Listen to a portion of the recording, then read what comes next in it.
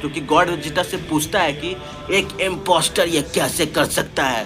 तभी God Vegeta बताता है कि गोकू गॉड काकारोट का ही फॉर्म है, हम दोनों दूसरे यूनिवर्स दूसरे टाइमलाइन से आए हैं और ऐसा कुछ भी नहीं है जो गोकू ना जानता हो, जो गॉड काकारोट को पता हो। ये सुनकर किंग वेजिटा थोड़ा बहुत डाउट करता है, कहीं ये सच तो नहीं बोल रहा है। फिर गॉड वेजिटा को किंग वेजिटा बोलता है कि तुम भी सुपर साइयन 3 में ट्रांसफॉर्म होकर दिखाओ, अगर तुमने ये कर दिया तो मैं मान जाऊंगा कि तुम दोनों इम्पोस्टर नहीं हो। गॉड वेजिटा खुद को डम्ब फाउंड बताता है और बोलता है कि मैं सुपर साइयन 3 में ट्रांसफॉर्म नहीं हो सकता।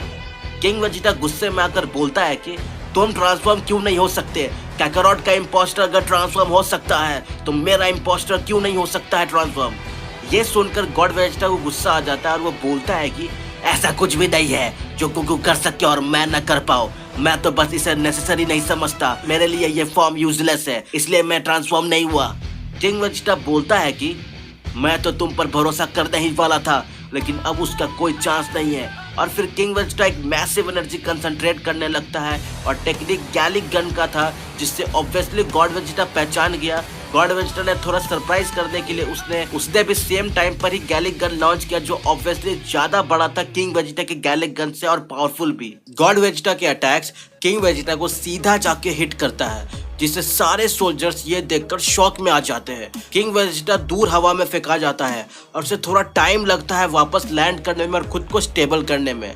लैंड करने पर किंग वेजिटा नॉर्मल फॉर्म में आ जाता है और गॉड काकारोट भी किंग वेजिटा के पास आ जाता है। किंग वेजिटा गॉड काकारोट से पूछता है कि तुम अपने बेस फॉर्म में क्यों हो काकारोट? जिसमें काकारोट बोलता है कि हमें उन दोनों को एक चांस देना चाहिए और उन दोनों से बात करनी चाहिए।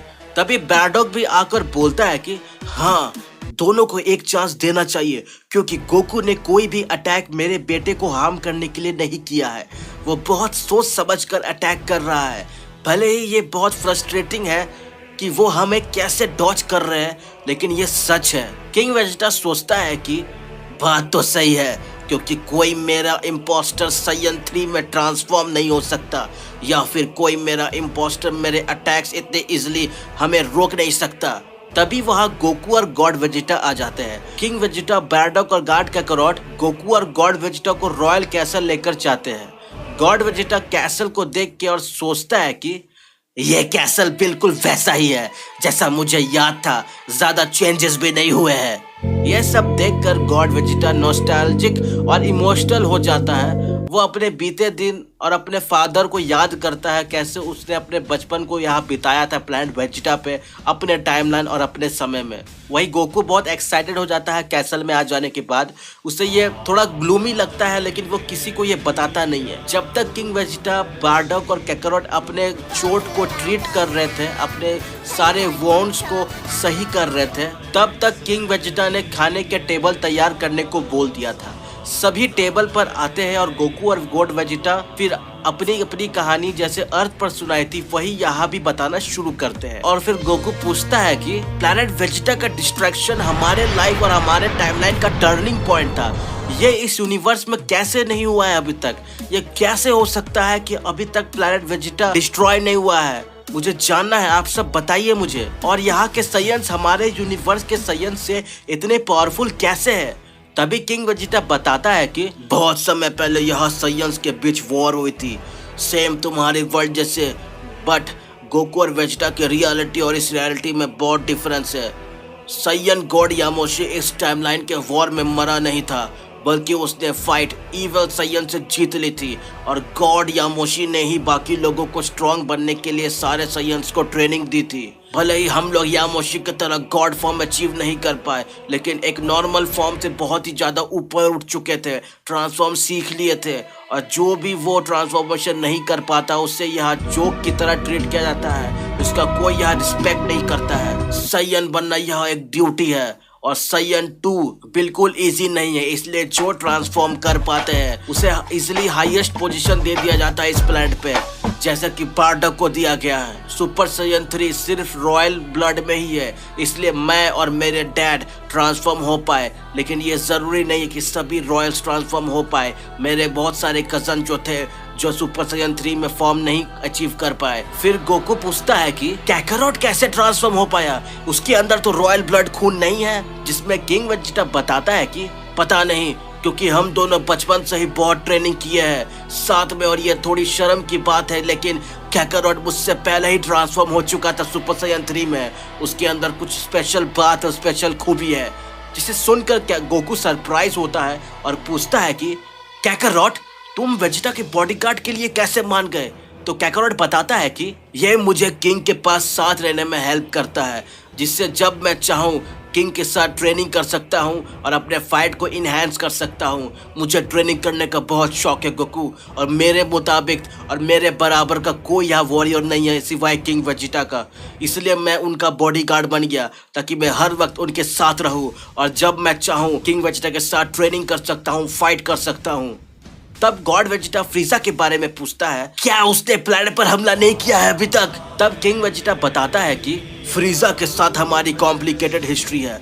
किंग कहता है कि पास्ट में किंग कोल्ड साइयंस के साथ एक अलायंस बनाया था, लेकिन वो और उसका बेटा फ्रीजा अलायंस तोड़ने की कोशिश करते हैं और साइयंस को बंदी बनाना चाहते थे।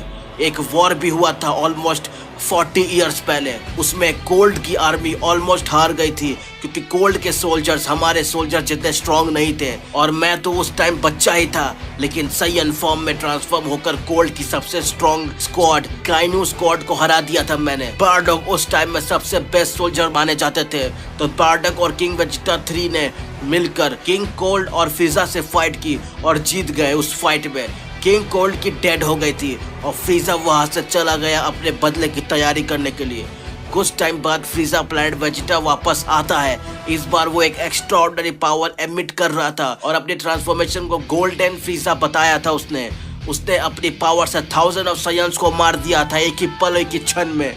इस फाइट में बारडॉग बहुत सेवरली इंजर्ड हुआ और किंग वेजिटा 3 की डेथ हो गई थी। उस समय फर्स्ट टाइम बहुत टाइम बाद गॉड डिसेंडेड हुए थे और अपने डिवाइन ट्रांसफॉर्मेशन का यूज करके गोल्डन फ्रीजा को हमेशा के लिए खत्म कर दिए थे।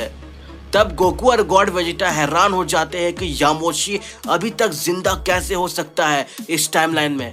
किंग वेजिटा बोलने ही वाला था, लेकिन उससे एक मेंटल कम्युनिकेशन आता है और वो पॉज हो जाता है और रुक जाता है। टेबल पर सभी लोग क्यूरियस हो जाते हैं कि वो किससे बात कर रहे हैं किंग वेजिटा, और अचानक किंग वेजिटा कहाँ किससे कनेक्ट हो गए हैं उनकी माइंड। थोड़ी देर बाद किंग वेजिटा बताते हैं कि गॉड ऑफ डिस्ट्रक्शन बीरस और गॉड ऑफ साइयन यामोशी गोकू और गॉड वेजिटा से मिलना चाहते हैं, वो भी अभी। बीरस का प्लेनेट पूरा डिस्ट्रॉय हो गया था। बीरस शिन से बोलता है कि प्लेनेट को फिक्स कर दो, जिस पर शिन बोलता है कि इस प्लेनेट की हालत देखकर एक न्यू प्लेनेट बनाने ज्यादा इजी पड़ेगा लॉर्ड बीरस, इसे फिक्स करना नामुमकिन है। मैं एक नया प्लेनेट बना देता हूँ आपके लिए। बीरस बोलता है कि मुझे कोई फर्क नहीं पड़ता है कि तुम क्या करोगे और कैसे करोगे, लेकिन मुझे मेरा प्लेनेट जैसा था वैसा ही वापस चाहिए। सीन पूछता है कि आपने ऐसा क्या किया कि प्लेनेट का ये हालत हो गई है। बीरस गुस्से में आके बोलता है कि तुम्हें उससे क्या मतलब, मेरे आने से पहले तक सब कुछ फिक्स हो जाना चाहिए, ये मेरा फाइनल ऑर्डर है। बीरस विश के पास जाता है। विश स्टाफ से कुछ ढूंढ रहा था। बीरस विश के पास जाकर पूछता है कि तुम्हें क्या दोनों का पता चला, वो दोनों कहाँ है विश। तब विश बोलता है कि हाँ लॉर्ड बीरस, दोनों इम्पोस्टर अभी प्लेनेट वेजिटा पर है। बीरस बोलता है कि हाँ, दोनों साइयन जैसे दिख भी रहे हैं, मुझे प्लेनेट पर गए हुए हजारों साल हो गए हैं। बीरस को देखकर ऐसा लग रहा था कि उसकी कोई अच्छी यादें हैं वहां से। बीरस विश को बोलता है कि मुझे वहां ले चलो, जिस पर विश बोलता है कि मुझसे अच्छा लॉर्ड बीरस आप शिन को ही बोलिए, शिन हमें इंस्टेंट ट्रांसमिशन से लेकर चलेंगे। तब बीरस बोलता है कि नहीं, तुम ही चलो, क्योंकि मुझे रास्ते में सोचना है कि मैं क्या बोलूँगा और कैसे बोलूँगा, और तुम उसमें मेरी हेल्प करोगे क्योंकि हम इतने समय बाद जो मिल रहे हैं। विश एक स्माइल के साथ बोलता है कि ये रियूनियन इंटरेस्टिंग होगा। प्लैनेट वेजिटा में दूर का एक बहुत बड़ा माउंटेन में जो क्लाउड से ढका हुआ है, उस आइसोलेट एरिया में एक कैसल बना था जहाँ किसी लाइफ का नामो निशान भी नहीं था। वहाँ ऊपर एक बड़ा कोर्ट यार्ड था जहाँ एक इंसान कोने में खड़े होकर क्लाउड से नीचे देख रहा था, बादलों से नीचे देख रहा था, जहाँ से हमारा गोकू गॉड वेजिटा के साथ किंग वेजिटा और गार्ड कैकारोट आ रहे थे।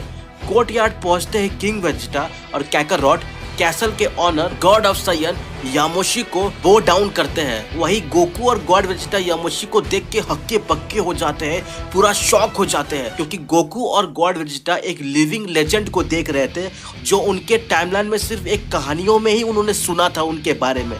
किंग वेजिटा इंसिस्ट करता है गोकू और गॉड वेजिटा को बो डाउन होने के लिए, यामोशी को रिस्पेक्ट देने के लिए। तभी गॉड यामोशी उन लोगों को सरप्राइज करता है ये बोलकर कि गोकू, गॉड वेजिटा, तुम दोनों फॉर्मेलिटी स्किप कर सकते हो, तुम दोनों को बो डाउन करने की जरूरत नहीं है। सभी और भी ज्यादा सरप्राइज हो जाते हैं जब गॉड यामोशी बोलता है कि अब चलो गोकू और गॉड वेजिटा काम की बात पर आते हैं, तुम दोनों मुझसे फाइट करो। ये सुनकर गोकू और गॉड वेजिटा से ज्यादा किंग वेजिटा और कैकरॉट सरप्राइज हो जाते हैं, शॉक हो जाते हैं। अब गोकू और गॉड वेजिटा धीरे धीरे समझ ही रहे थे कि प्लैनेट वेजिटा की हिस्ट्री क्या है, यामोशी अभी तक कैसे जिंदा है, लेकिन अभी भी बहुत क्वेश्चन थे उनके सामने। जैसे बीरस ने 1000 साल पहले क्या किया था, यामोशी ने इमॉर्टलिटी ही क्यों मांगा, आगे क्या होगा। जब गोकू और वेजिटा यामोशी के पास पहुंचते हैं तब यामोशी उनको फाइट करने के लिए बोलता है, जिसे सुनकर गॉड वेजिटा और गोकू हैरान हो जाता है, और लेकिन उससे भी ज्यादा हैरान किंग वेजिटा और कैकरॉट होते हैं इस टाइमलाइन के, और पूछते हैं आपके इस सडन रिक्वेस्ट का रीजन क्या है। ये सुनकर गोकू और गॉड वेजिटा खुश हो जाते हैं और गोकू पूछता है कि यामोशी तुम्हें किससे फाइट करनी है।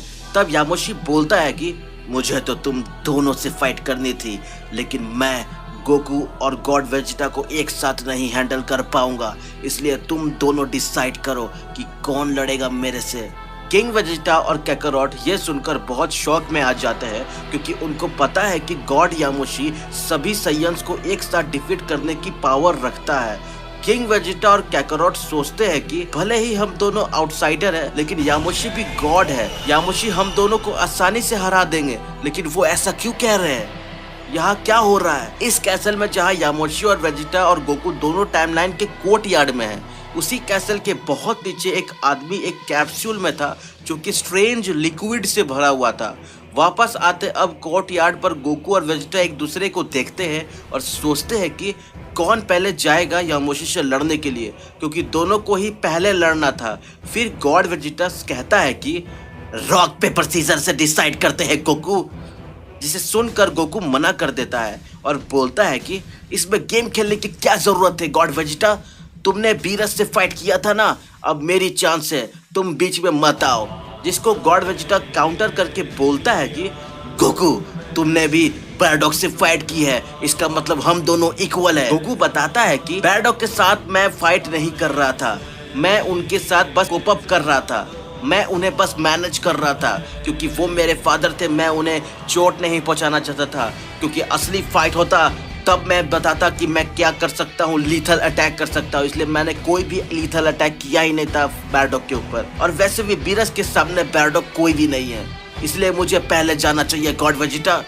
वेजिटा बोलता है कि फाइट होती है, आसान या मुश्किल नहीं, वो तुम्हारी इच्छा थी इसलिए तुमने अपने हिसाब से लड़ा। तब गोकू ना चाहते हुए भी मान जाता है और रॉक पेपर सीजर खेलता है, जिसमें गोकू जीत जाता है। वेजिटा इससे बिल्कुल खुश नहीं था, क्योंकि उसको पहले जाना था लड़ने के लिए यामोशी के साथ। गोकू पीछे मुड़कर बताने ही वाला था कि मैं फाइट करूंगा, तब तक यामोशी एक फ्लाइंग पंच लेकर गोकू की तरफ आ रहा था।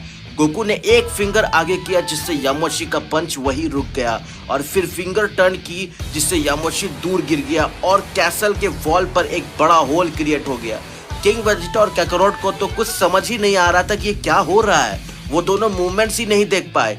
गोकू यामोशी को बोलता है कि तुमने सरप्राइज अटैक करके चीटिंग की है यामोशी, जिसमें यामोशी बोलता है कि फाइट में हर अनसर्टेनिटी के लिए तैयार होना चाहिए गोकू, और मैं इम्प्रेस हो गया तुम्हारी रिफ्लेक्सेस को देख के, तुमने मेरे सडन अटैक को भी डॉज कर लिया, वाह गोकू तुम में तो कुछ बात है। तब गोकू बताता है कि मैं अगर ध्यान भी नहीं दूं, मेरी बॉडी परफेक्टली रिएक्ट कर लेती है अपने इंस्टिंक्ट से, और इसको मैं अल्ट्रा इंस्टिंक्ट बुलाता हूँ यामोशी। फिर गोकू बताता है कि मैं अपने बेस फॉर्म में भी बहुत पावरफुल हूँ, तुम्हारा ये पंच बैरडॉग के किसी भी अटैक से पावरफुल था, यहाँ तक कि कैकरॉट सुपर सायन 3 में इतने पावरफुल अटैक ब्लो नहीं कर पाता है जितने तुमने करके दिखा दिया गोकू। यामोशी फिर और कहता है कि ऑफ कोर्स ये तो होना ही था, क्योंकि मैं गॉड ऑफ सायन हूँ, बिना कोई टाइम या बिना एनर्जी कंसंट्रेट किए मैं अपने गॉड फॉर्म में ट्रांसफॉर्म हो जाता हूँ क्योंकि मैं god of Saiyan the first super Saiyan Yamoshi हूँ।